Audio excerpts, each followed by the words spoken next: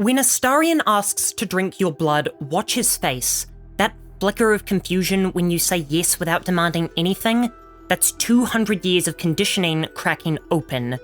In fact, every Origin companion in Baldur's Gate 3 is answering the same heartbreaking question.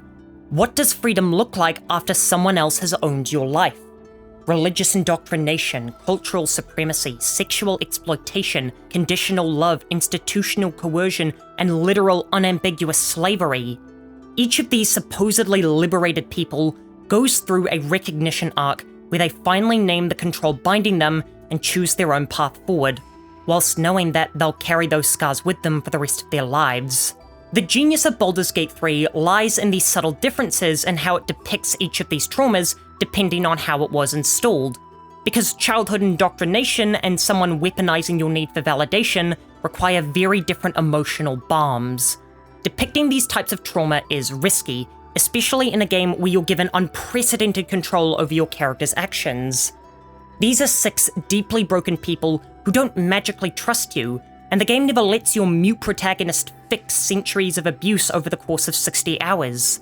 The choices you make are to either enable or challenge their coping strategies that they've built, and so you become the axis on which their relationship with freedom turns. Everything can fall apart if you push too hard or betray their fragile trust, and so the central thesis that's embedded into every camp conversation shows how recovery is a perpetual negotiation with control.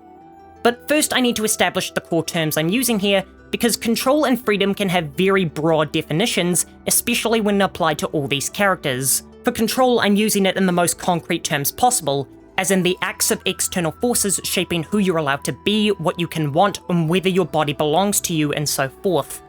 And by freedom, I mean having enough power and support to make the choices about which constraints they'll accept and which ones they'll discard. Because at the end of their journey, all these companions don't have freedom in the absolute sense of the word, because they can never attain it. What they regain is agency, and the ability to recognize their damage and getting to choose what to do with it.